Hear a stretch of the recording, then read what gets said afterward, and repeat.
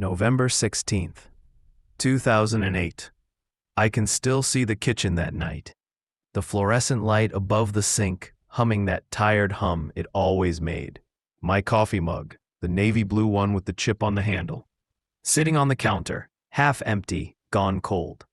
The phone cord stretched tight across the kitchen because I'd walked to the window while we were talking, looking out at nothing, at my reflection in the dark glass. I was 62 years old, my son was 34, and I hung up on him. That was 17 years ago. He never called back. His name is Michael. Is, not was. He's still alive, far as I know. Still out there somewhere in Seattle. Probably sitting in one of those coffee shops, with the overstuffed chairs and the jazz music playing too low to really hear. He always liked those places, said they helped him think. I never understood that. All that noise pretending to be quiet.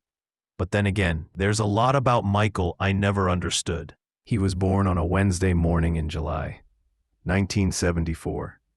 The hospital had these yellow walls, not a good yellow, not like sunshine or buttercups or any of that nonsense. More like old newspaper, nicotine stains. Linda was exhausted. 23 hours of labor. The nurses kept saying things were progressing. But progress, I learned that day, can be slow and brutal and nothing like you'd imagined. When they finally put him in my arms, he was all purple and wrinkled, eyes squeezed shut, tiny fists clenched like he was already angry at the world. I remember thinking, he looks like a fighter. And then, I hope he is. This world needs fighters. Funny, isn't it? The things we wish for. Michael grew up the way kids do in those days. Scrapes on his knees, dirt under his fingernails. He had my dark hair and Linda's green eyes. This impossible combination that stopped people on the street. Those eyes, they'd say. Look at those eyes. He was quiet, though. Quieter than I thought a boy should be. I'd take him to Little League on Saturdays, and he'd stand out in right field, picking dandelions, watching the clouds. The other fathers would nudge me, grinning. Daydreamer, huh? And I'd force a laugh, clap too hard when he actually caught a ball. But inside, I was thinking, pay attention, focus. The world doesn't wait for daydreamers. I was a sales manager back then, industrial parts, rivets and gaskets, and all the unglamorous pieces that hold the world together. It wasn't glamorous work, but it was honest. It paid the mortgage, put food on the table, sent Michael to decent schools. I worked 60-hour weeks sometimes, 70 during busy seasons. Linda used to say I was married to the job. She meant it as a joke at first, but by the time Michael was 10, she wasn't joking anymore. I'd tell her, someone's got to provide. Someone's got to be the man of this house. The man of the house. What the hell did I even know about being a man? Michael turned 12 and something shifted. He stopped playing ball altogether, started spending all his time in his room, hunched over notebooks, writing, poetry mostly, and drawing these elaborate, intricate sketches, cityscapes and fantasy worlds, and faces with too many emotions in the eyes. I'd come home late, loosen my tie, and Linda would meet me at the door with that look. That worried mother look. You need to talk to him, Walt. About what? About, I don't know, life, school. He needs his father. And I'd sigh. God, I'd sigh like it was the heaviest burden in the world, and climb those stairs to his room. I'd knock. He'd say, come in. I'd stand in the doorway, hands in my pockets, and ask about homework, about friends, about anything that felt normal and manageable. He'd give me one-word answers. Fine, good, okay. And after 5 minutes of that painful dance, I'd say, all right then, don't stay up too late. And I'd close the door and feel like I'd done my duty. I didn't know how to talk to him. He was becoming something I didn't recognize. Something soft, something artistic, and I was scared. I was scared the world would chew him up, scared he wouldn't be able to handle it, scared he'd end up waiting tables or living paycheck to paycheck, or worse, dependent on someone else's charity. So I pushed.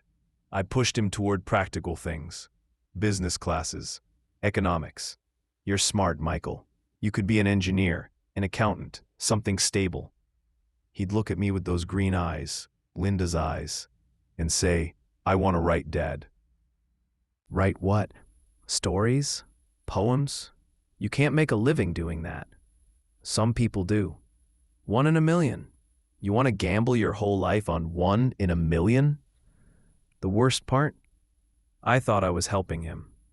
I thought I was teaching him about reality, about responsibility, about what it takes to be a man in this world. I thought I was being a good father. Linda died when Michael was 23. Breast cancer. 18 months from diagnosis to the end. Michael came home from college. He'd gone for English literature despite my protests, and spent those months by her bedside. He read to her. Poetry mostly. Mary Oliver and Rumi and all those names I'd never heard of. He held her hand, talked to her about memories I didn't even know they shared. I was at the office most days. Couldn't stand the hospital. Couldn't stand watching her fade. Someone had to keep things running, I told myself. Someone had to maintain normalcy. But the truth, I was a coward. I couldn't face death. Couldn't sit with it. Couldn't hold my wife's hand while she dissolved. Michael never said anything about it, not then. But I can see it in his face. The disappointment, the distance growing.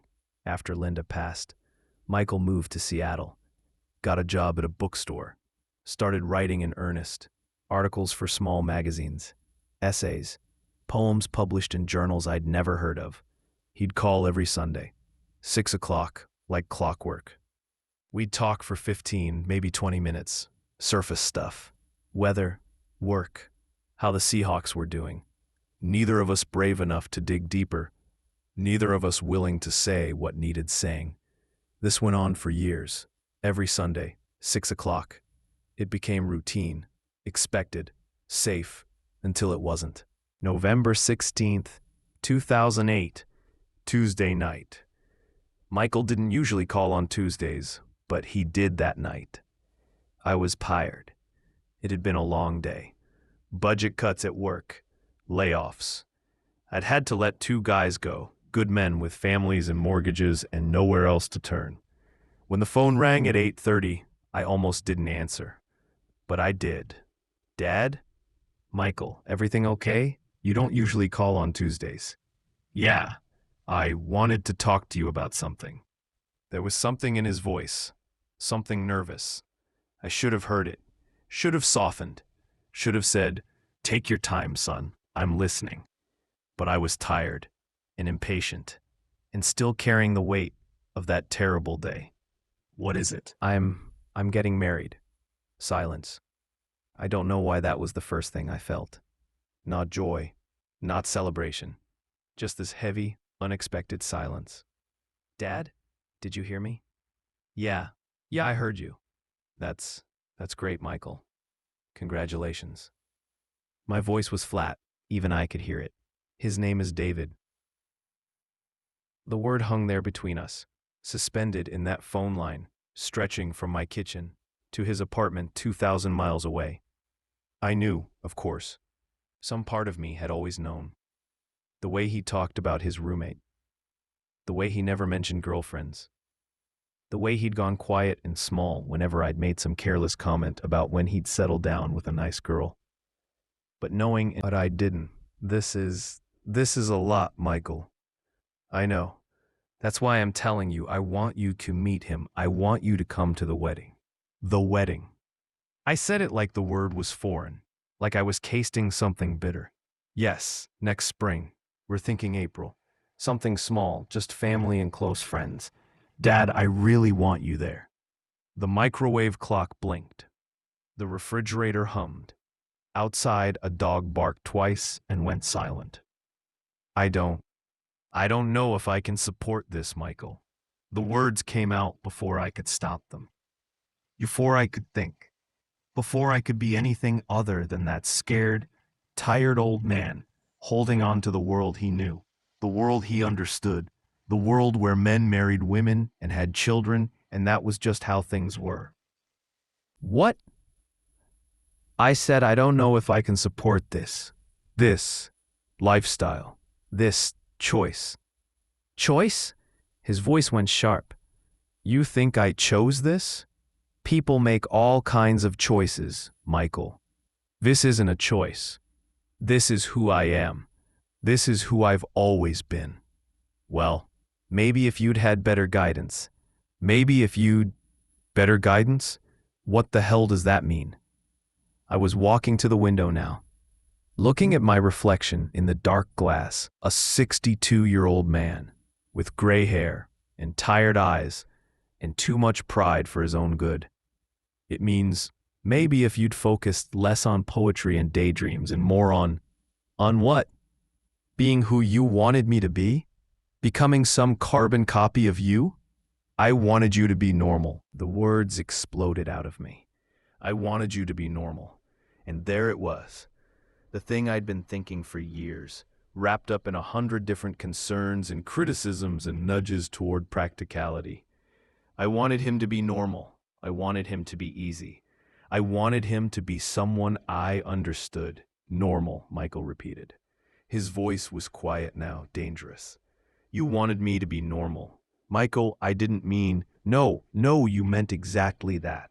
You've been meaning that my entire life. Every time you pushed me away from writing. Every time you looked disappointed when I didn't make the baseball team. Every time you sighed when I told you about something I was excited about. That's not fair, isn't it? Tell me, Dad. Tell me one thing about me that you've ever actually supported. One dream, one passion, one part of who I really am. I opened my mouth. Nothing came out. That's what I thought. Michael, listen. No, I'm done listening. I've spent 34 years listening to you tell me in 100 different ways that I'm not good enough, that I'm not right, that I'm not what you wanted. And you know what? I'm tired. I'm tired of trying to earn your approval. I'm tired of hoping that someday you'll actually see me, actually love me for who I am, not who you wish I was. I do love you. Do you? Do you really? Because it sure as hell doesn't feel like it. My hand tightened on the phone. My jaw clenched. And instead of softening, I got defensive. I got hard. I gave you everything. I worked my fingers to the bone to provide for you, to give you opportunities. I didn't need opportunities. I needed a father. I needed someone who saw me, who knew me, who gave a damn about what I cared about. I gave you a roof over your head, food on the table, and education. Those are things, Dad. Things. I needed you. I needed you to show up. I needed you to be there when Mom was dying, instead of hiding at the office. I needed you to... Don't you dare. I needed you to love me. His voice cracked. In 34 years, I'd never heard my son's voice crack like that. I do, I said. Quietly, I do love you, Michael. Then prove it. Come to my wedding. Meet David. Be happy for me. That's all I'm asking. That's all I've ever asked. I stood there at that window, looking at that tired old man in the glass, and I felt something breaking inside me. Something fundamental. Something that, if I'd let it break completely, might have saved everything. Then, I'm done. Michael, I'm done. I can't keep doing this. I can't keep hoping you'll change, hoping you'll finally be the father I needed. I have to let that go. I have to let you go. Don't be dramatic. I'm not being dramatic. I'm being honest. For the first time in my life, I'm being completely honest with you. I'm gay. I'm getting married. I'm happy. And if you can't accept that, if you can't be happy for me, then I don't want you in my life. You don't mean that. I do. God help me. I do. I should have stopped him then. I should have said, wait, please wait, let's talk about this. But I didn't. Instead, I said, fine. One word, 4 letters. Fine, that's all you have to say? If that's what you want, then fine. Go live your life. Make your choices.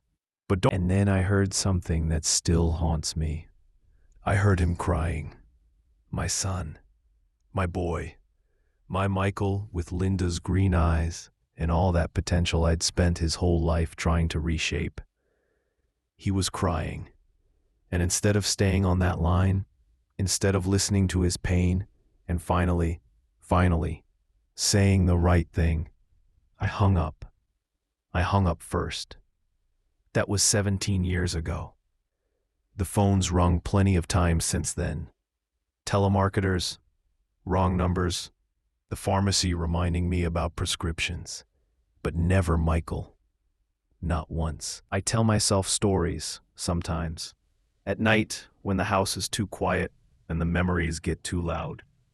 I tell myself he'll call, that enough time has passed, that he's matured and realized I was just being protective, that he understands I was doing my best. I tell myself that any Sunday now, the phone will ring at 6 o'clock and it'll be him, and we'll talk about the weather and work and the Seahawks, and everything will be like it was. But it never is, because it can't be, because I broke something that night that can't be fixed with time or distance or wishful thinking. I tried calling him back, once, about a week after that night. The phone rang 4 times, then went to voicemail. You've reached Michael. Leave a message. His voice sounded so young on that recording, so hopeful. I opened my mouth, closed it, opened it again, and hung up without saying a word. I tried again a month later. Same thing. Voicemail, silence, dial tone. I told myself he was busy, that he'd call when he was ready. But years passed, and the phone stayed silent. I'm 79 now. The house is too big, too empty. The kitchen light still hums. The coffee still goes cold in that navy blue mug. Every Sunday, I sit in my chair at 6 o'clock and wait. I don't know why I do it. Habit, maybe. Hope, probably. Some stubborn part of me that refuses to accept what I know is true. He's not calling. He's never calling. I killed that possibility on a Tuesday night in November, 17 years ago, when I chose pride over love, when I chose being right over being present, when I chose the man I thought I should be over the father my son needed. I've learned things in these 17 years. I've learned that being a man isn't about being hard. Being a man is about showing up. It's about being brave enough to be wrong. It's about loving people even when, especially when, they're not who you expected them to be. I've learned that. I've learned it too late. Sometimes I wonder about him. I wonder if he got married, if David was kind to him, if they bought a house with a yard and maybe a dog. I wonder if Michael still writes, if he published that novel he was always talking about, if he's happy. I hope he's happy. I hope he's happy. I hope he found everything I couldn't give him. Peace, acceptance, unconditional love.